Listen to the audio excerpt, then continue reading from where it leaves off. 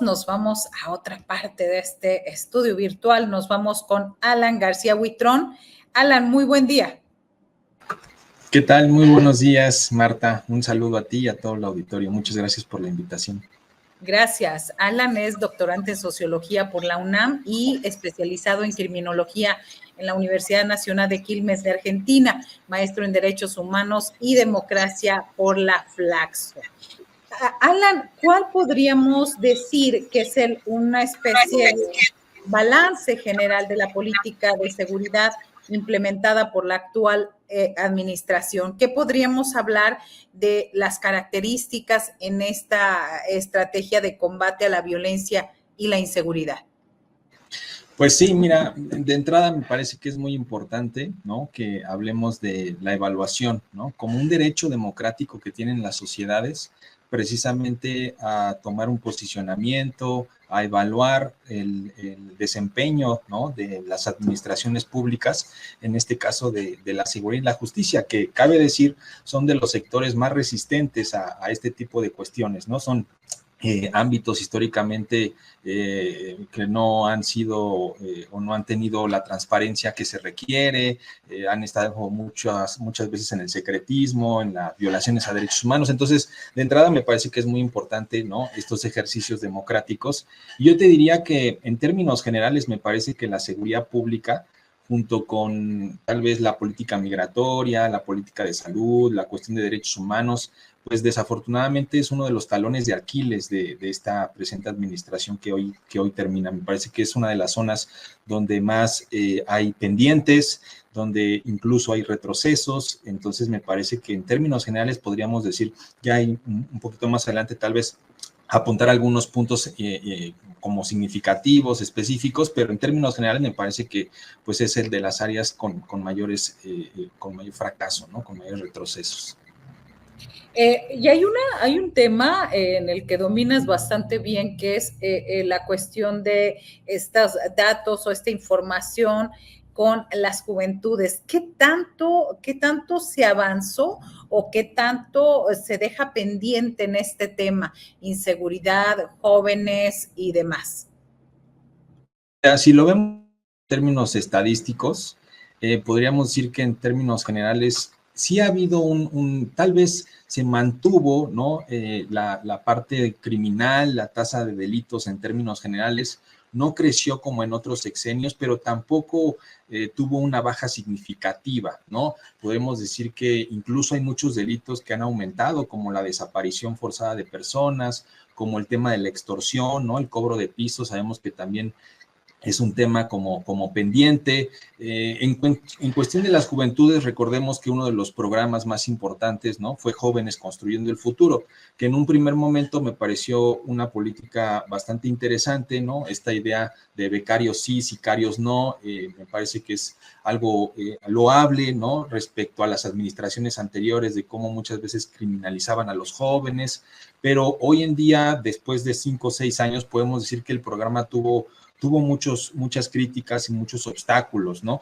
Me parece que de entrada que este programa solamente se haya enfocado en la parte como económica y educativa, pues de alguna forma también representa un obstáculo, ¿no? Porque hoy en día sabemos que los jóvenes, las juventudes que integran, que se enrolan al crimen organizado o a la delincuencia organizada, pues lo hacen desde diferentes perspectivas, ¿no? Necesitamos una política mucho más integral que no solamente entienda que el joven que se vincula es por la cuestión del dinero, ¿no?, o económica o la falta de valores, sino que también se tiene que ver otros contextos, otros factores que hacen complejo el tema, ¿no? Entonces, si bien en un principio me parece que era loable y fue importante, hoy en día, como te decía, pues fue un programa muy reduccionista, ¿no?, en términos de las juventudes y su rol en el crimen organizado.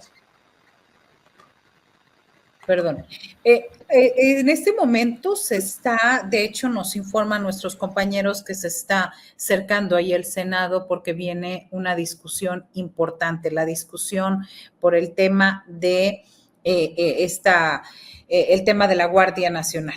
En este sentido, tú refieres, por ejemplo, que hay 18 secretarías de seguridad estatales que siguen con titulares civiles o de carrera policial y cerca del 35% de titulares de secretarías de seguridad municipales proceden del ámbito de la seguridad pública. ¿Qué nos espera y qué tan cierto o cómo podemos entender para hacer una diferencia entre el discurso de la derecha que siempre estuvo a favor de la militarización, o sea, 2006 y Felipe Calderón nos lo refiere muy claramente, y ahora de pronto se tornan en defensores de derechos humanos, se tornan en superdemócratas. ¿Cómo diferenciar ahí, Alan? ¿Cómo diferenciar entre lo que ha sido la derecha, lo que es el discurso y qué tan cierto es esto de militarizar en efecto los cuerpos policíacos? Sí, me parece que es una reflexión muy interesante la que haces, Marta, porque, bueno, hace ratito me parece que el exministro subió una nota, ¿no? Un poco defendiendo, ¿no?, la postura de la reforma en materia de Guardia Nacional. Y él hablaba de que no se estaba militarizando, dado que todavía los fines, la formación de la Guardia Nacional, pues siguen siendo civiles. Me parece que tendríamos que reflexionar, tal vez no llamarle militarización, ¿no? Porque de alguna forma el concepto nos lleva a otros periodos, a otras épocas, ¿no? A otras perspectivas, a otros acontecimientos, sobre todo en Latinoamérica, ¿no? Las dictaduras, etcétera, etcétera. Pero sí me parece que podríamos hablar de que hay una mayor participación del ejército en temas de seguridad pública, o eso es innegable. Y yo siempre lo he dicho, muchas veces se cree que Calderón fue como el punto inicial, ¿no? A partir del cual el ejército empezó con labores en materia de seguridad pública, de crimen organizado, pero la participación del ejército en labores de seguridad pública en nuestro país pues lleva más de 100 años, o sea, podríamos pensar en los años 30, en los años 40, incluso después de la creación del ejército postrevolucionario, pues ya existía esa participación en el Triángulo Dorado, en la erradicación de plantíos, etcétera, etcétera. Por supuesto que hemos visto en los últimos años, pues, avances, ¿no? Ha habido pasos importantes, lo decías bien. Hoy tenemos ya prácticamente 14 secretarías de seguridad pública estatales tituladas, ¿no? O dirigidas por personal militar y de alguna forma eso no lo podemos ocultar, es un avance que se ha tenido en los últimos años. La reforma que se acaba pues sí, de votar, ¿no? Y que vamos a esperar que llegue al Senado, es muy poco probable que sea modificada, pues ya también contiene algunos de estos avances, ¿no? Sobre todo en el 129 constitucional, ¿no? En el 89 constitucional, si no mal recuerdo, ¿no?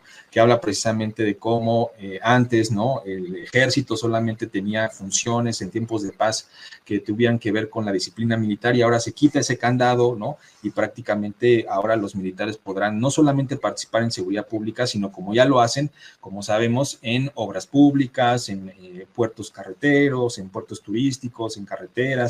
Entonces, me parece que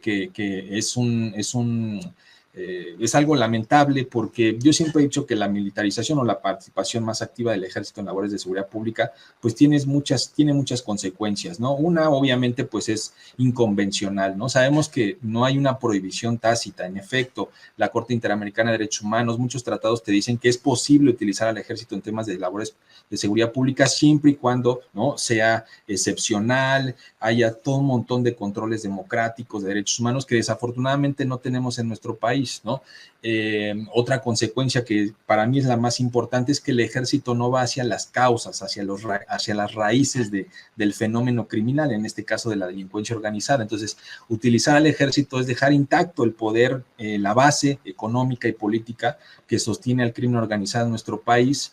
Entonces, me parece que no hay visos, ¿no?, de que en el próximo sexenio o en 2 o 3 realmente el ejército pueda dar golpes certeros para pensar en que en próximos años el crimen organizado tenga un poder debilitado, ¿no? Sí, esto significa, entonces, en temas discursivos es más un eslogan de la derecha que una realidad tajante y concreta en los estados y en el país. Sí, yo le doy la razón al exministro en este artículo cuando dice se ha politizado. O sea, el término de la militarización tal vez, te digo, tal vez no sea el adecuado para hablarlo, ¿no? Para discutir estos avances y estas modificaciones que se están haciendo, sobre todo en el tema de seguridad pública y la cada vez más participación del ejército, porque igual, ¿no? Muchas veces se queda ahí el debate, ¿no? Y no vamos a fondo a las cuestiones específicas que se están dando. Entonces, yo le llamaría la participación cada vez más activa, cada vez más presente, ¿no? Del ejército en tareas de seguridad pública. En efecto, la formación sigue siendo civil, en efecto, la finalidad sigue siendo civil, pero digo, también es como pensar, ¿no? A las instituciones solamente desde la norma, ¿no? O sea, yo conozco a mucha gente, ¿no? Policías que están en secretarías de seguridad pública estatales, municipales, donde ha llegado el ejército, donde ha llegado un comandante, un general a dirigirlos, y en la realidad, ¿no? A pesar de que existe esta norma que los ata a lo civil, en la realidad, en la práctica, en la vida diaria, pues llegan a imponer sus modelos, ¿no? Y son muy cerrados, ¿no? En cuanto, por ejemplo, a la visión de derechos humanos. O sea, hoy lo que yo he hablado y he publicado un libro sobre policías y derechos humanos es que no podemos pensar en una transformación real de la policía, sino es a través de los derechos humanos, como fin, como causa, como medio. Entonces, cuando llega el ejército, ¿no? Pues de alguna forma, la policía también, pero digamos que el ejército tiene mayores resistencias, ¿no? Al discurso de los derechos humanos, a la transparencia, a la democratización, o sea, son elementos claves que hoy en día en otros países se están utilizando para realmente modificar a las policías y tener una seguridad ciudadana, ¿no? Entonces, cuando llega el ejército, estos militares, estos generales, no es de que esté bien o esté mal, simplemente llegan con otra visión, ¿no? Son visiones totalmente distintas del mundo, lo policial y lo militar. Entonces, en la práctica hemos visto que se cierran y empiezan estos modelos de mayor disciplinamiento, ¿no? Yo tengo una frase de que en la policía tenemos que menos marchar, más pensar. Mientras que el policía marche menos y piense más, vamos a tener más posibilidad de modificar estas instituciones. Y cuando hablas de lo militar, pues es como retroceder, ¿no? O esperar a que el militar realmente entienda el contexto, las condiciones y por ahí decida, bueno, vamos a meter esta parte. Pero imagínate, o sea, el país no está como para esperar, ¿no? Que hasta que tengamos que esperar hasta que el militar se condicione y se adapte, ¿no? A estos nuevos mundos. Las condiciones del país, como tú sabes, en términos de delitos, de delincuencia organizada, urgen ya una política criminal estratégica, inteligente, a largo plazo, que desarticule todas estas matrices de las cuales se alimenta el crimen organizado. Y eso no lo vamos a poder hacer solamente con la captura de aquel, del otro, de esa política de descabezamiento que tenemos 20, 30, 40 años. Sí, claro, y que es una estrategia bastante publicitaria que solamente sirve a ciertos actores, vaya, en este caso Estados Unidos, ¿no? Maximizar a los capos y casi cada uno que llega es como el más peligroso, el más felón, el más y eso es parte de toda una estrategia de intervención en nuestro país y en ese sentido. ¿Cómo podríamos hablar o determinar, por ejemplo, a mí me han sorprendido las imágenes ahora del ejército cuando va a las calles y es un ejército que a diferencia, debo decirlo, 2007, 2009 en Tamaulipas nos daba miedo verlo en las calles, nos daba esa sensación de sálvese quien pueda, correr. Ahora la gente lo saluda, los niños se acercan, es decir, también que ha beneficiado para esa imagen, yo ya tengo la respuesta, pero el entrevistador eres tú, Alan. Sí, cabe decir que el ejército, la armada, hoy en día son de las instituciones más valoradas, con mayor índice o percepción de confianza, ¿no? Si nosotros miramos a todas las autoridades de seguridad y justicia, siempre el ejército ha sido bien calificado por la sociedad, ¿no? Yo siempre esto lo reflexiono con alumnos, con personal de seguridad pública, y ellos siempre dicen, bueno, es que también tiene que ver con la constancia, ¿no? Con el usual trato que tiene el ejército con la ciudadanía, ¿no? Que no es muy usual o no es tan constante como sí lo tiene la policía con la comunidad, ¿no? Y eso de alguna forma pues también genera, ¿no?, una percepción positiva, porque de alguna forma, sea el ejército, sea la policía, se trata de instituciones que aplican la ley, ¿no? Y siempre, culturalmente, socialmente, pues quienes aplican la ley siempre han tenido una percepción desde la ciudadanía como negativa, ¿no? Entonces, me parece que en este momento lo que podemos esperar de una utilización más activa del ejército en las calles es que también se vaya minando su confianza, ¿no? También se vaya minando su percepción de desempeño, de confianza, ¿no? Sabemos que desafortunadamente no se han acabado las quejas, ¿no?, de derechos humanos. Me parece que en 2022, 2023 la Guardia Nacional tuvo el año con mayores quejas ante derechos humanos en lo que va de estos 2-3 sexenios, los últimos sexenios.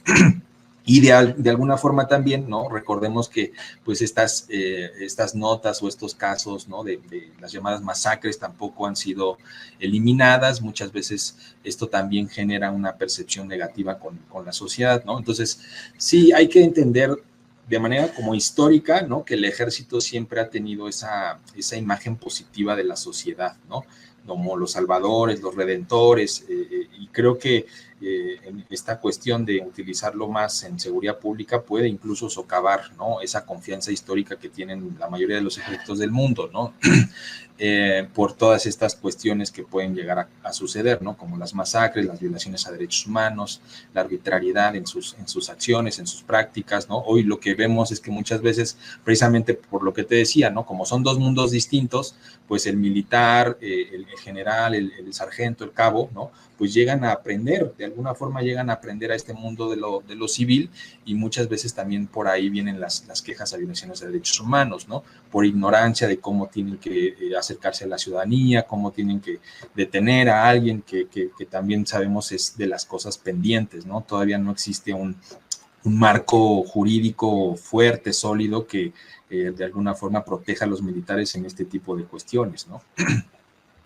Bien, justo leíamos uno de los tweets más recientes, o X, o esto, del 16 de septiembre, donde señalas: siempre será objeto de reflexión la forma en cómo, a pesar de su naturaleza bélica y sus consecuencias destructivas, una sociedad interioriza al ejército como algo bueno, correcto, útil y hasta ético.